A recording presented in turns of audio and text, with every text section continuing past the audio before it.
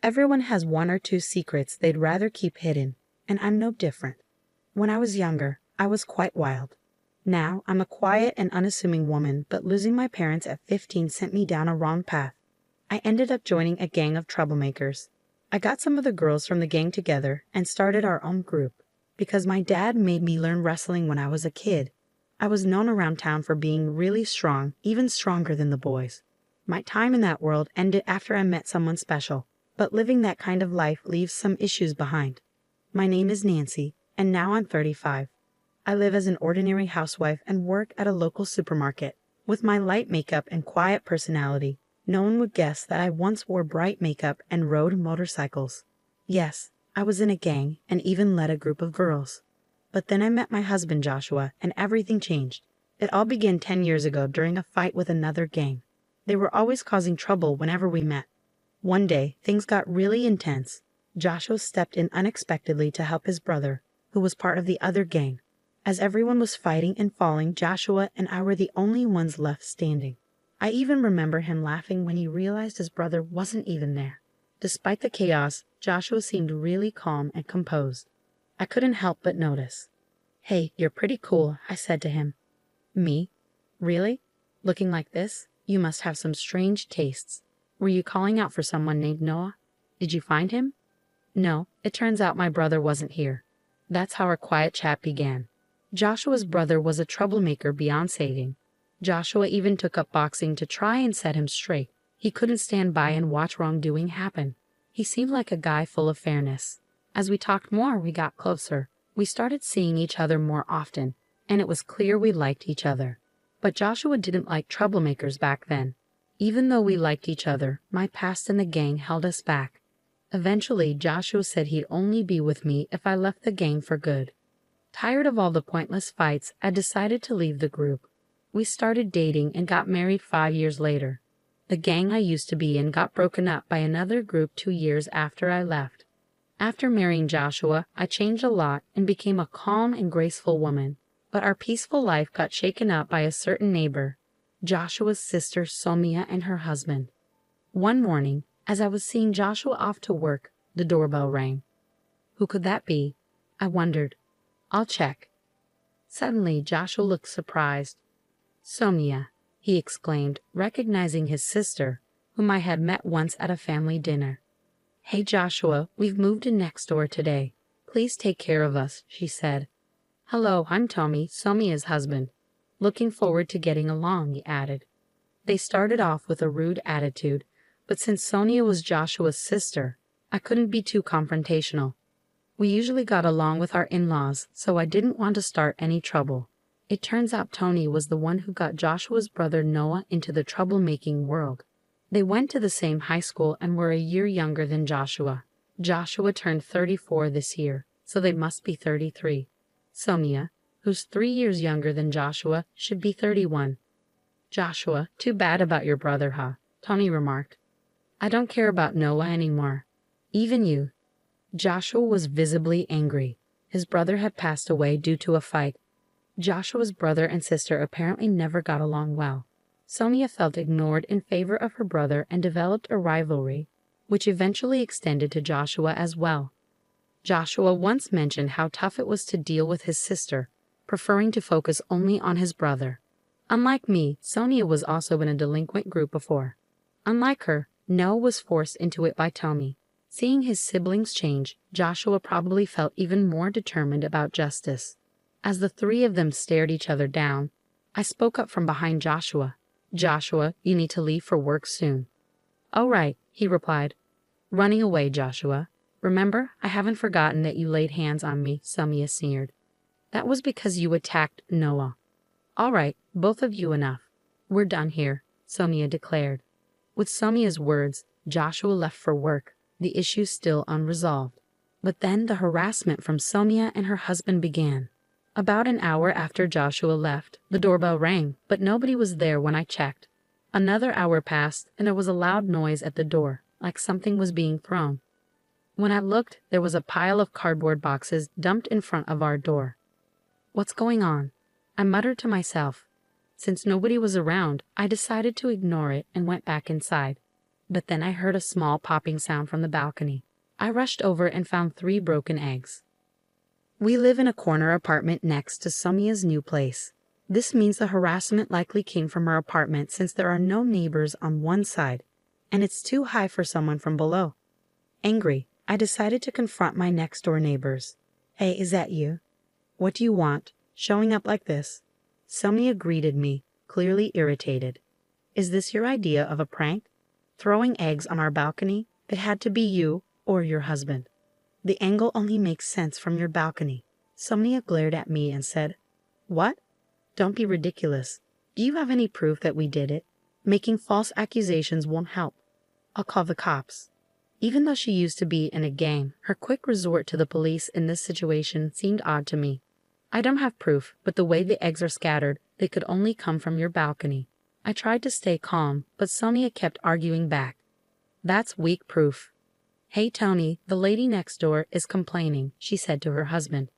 Hearing this, Tony chimed in. "Hey, just because you're Joshua's wife doesn't mean you'll get any special treatment." If Sonia's reliance on the police seems second-rate, Tony's words weren't much better. He might have thought he was intimidating, but to me, it was anything but scary. I could feel my old self stirring inside me, but I didn't want to go back to my past. So I acted like a timid, unassuming woman and said quietly, "Please don't raise your voice." Inside, I wanted to unleash a powerful kick to shut him up. But since meeting Joshua, I had changed for the better, and I didn't want to throw away all my progress over something like this. Seeing my reaction, they both laughed in front of me. "Aha, so you're Joshua's wife. I thought you'd be something special, but you're just a boring woman." "Weak. Tony was giving you too much credit. At the family dinner, you seemed like a real introvert. Just a kick won't be enough. I might have to dislocate a joint or two to calm myself down," I thought, trying to control my rising anger. "Go on, leave," they told me, and then closed the door on me. I stood there, staring at the closed door, feeling frustrated. I thought about telling Joshua, but I knew Sonia and her husband would just pretend they didn't know anything. It would only lead to more trouble and stress for me, so I decided not to bother. The next day, and the day after that, the harassment from Sonia and her husband continued. It always started after Joshua left for work. "Who left this garbage at our doorstep? It must be those 2. I muttered as I was about to leave for work at the supermarket. The door got stuck halfway, blocked by a bag of garbage. I reluctantly took it to the disposal area and then headed to work. 5 hours later, I came home to something unbelievable. There was a cardboard box in front of the door, set up like a table. On either side of the box, there were lit candles, and in the middle, a vase with flowers. Above the door, there was a photo of me, taken who knows when, stuck there, mocking me as if I were dead. Furious, I was about to kick the cardboard away when Joshua called from behind. "Nancy." Startled, I turned around to find Joshua, who had come home from work. "You're an hour early." "I got off work early today. What's all this?" Joshua was also surprised at the sight in front of the door. We quickly cleaned up the cardboard and candles from the shared hallway and went inside. There, I told Joshua everything that had happened. "So it's likely Sonia and her husband, but we don't have any proof. Even if we confront them, they'll just deny it," I said. After a moment of thought, Joshua had an idea. "Let's buy cameras, one for the balcony and one for the entrance, especially hidden well at the entrance." I agreed with Joshua's suggestion. There was only so much more we could take. We immediately purchased cameras online and had them delivered to Joshua's workplace to avoid suspicion. For now, we'll just have to endure until the cameras arrive. Then we can fight back with evidence.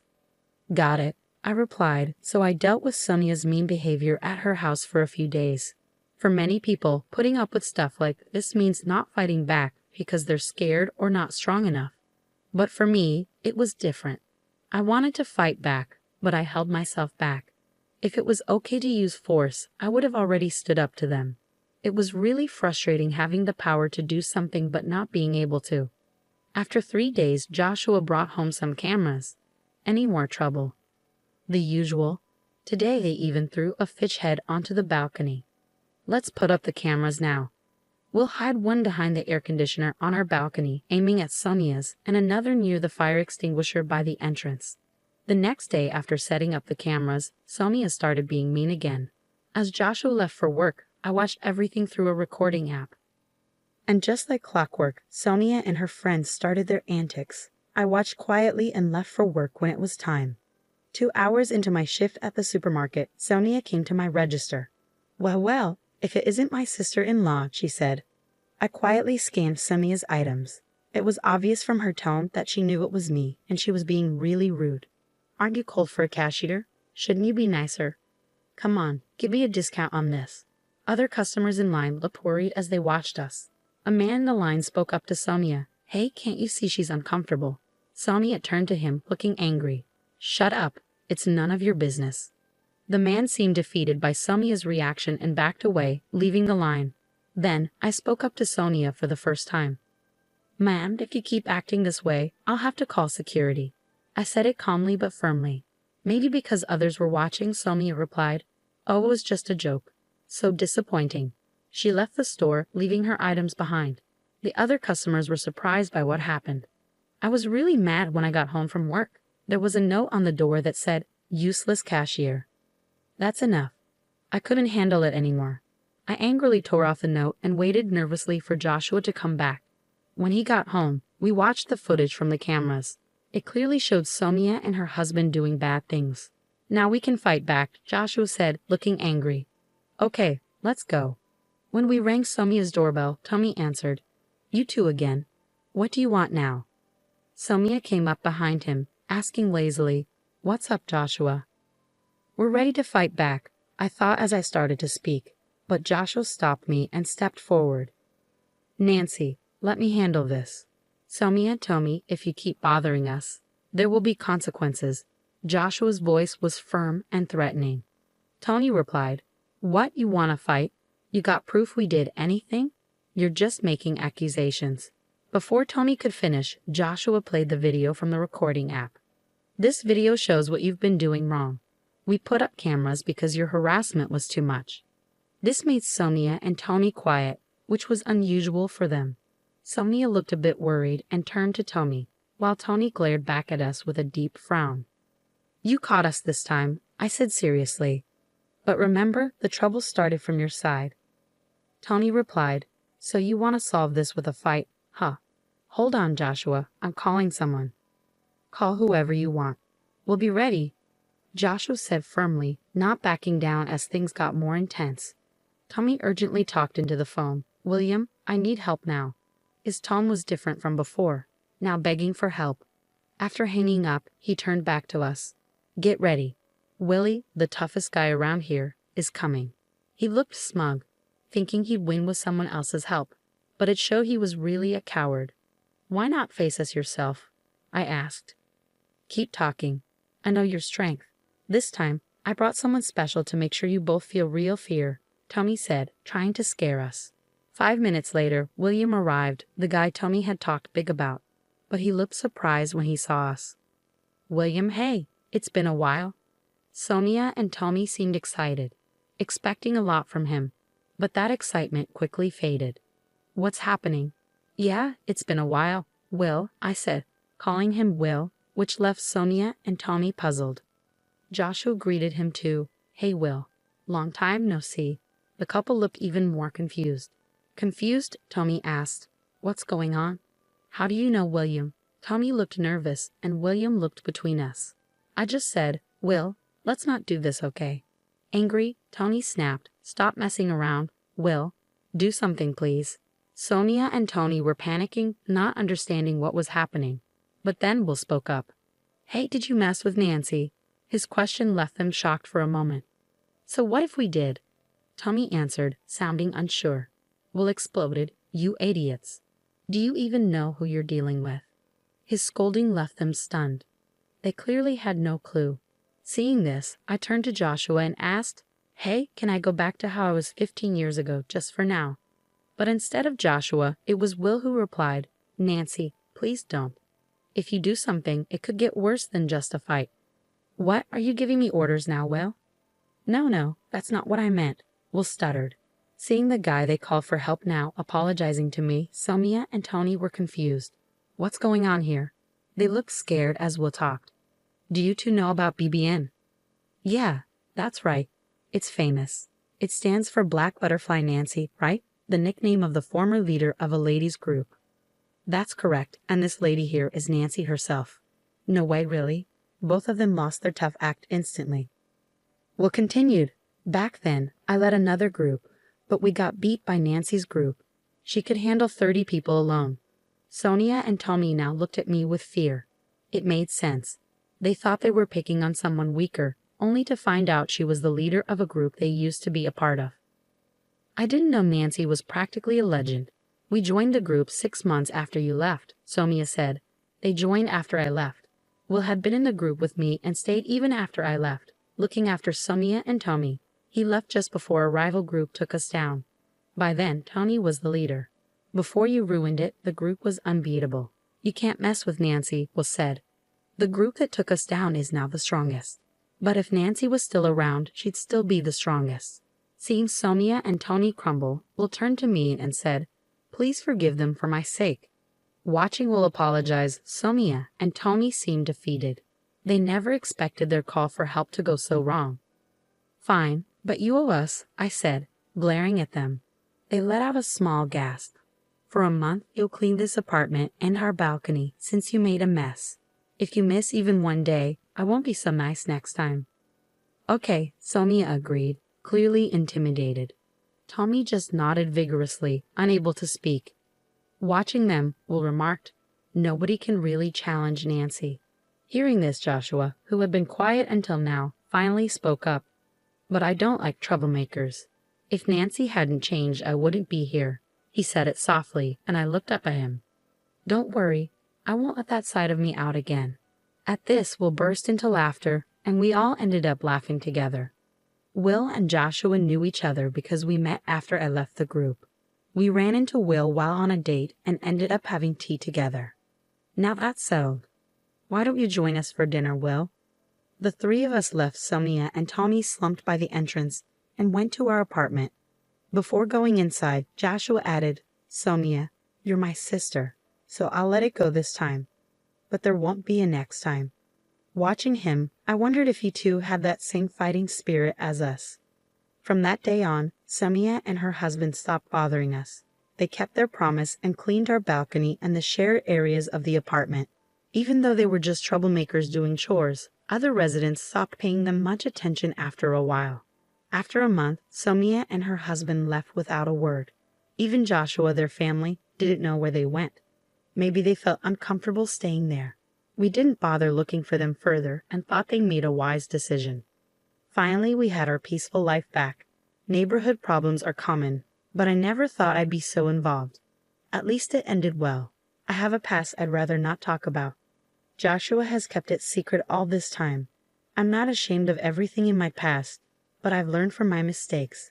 I just want to cherish my life with Joshua now, and I hope to never show my true self to anyone again. That's all I'm thinking about now.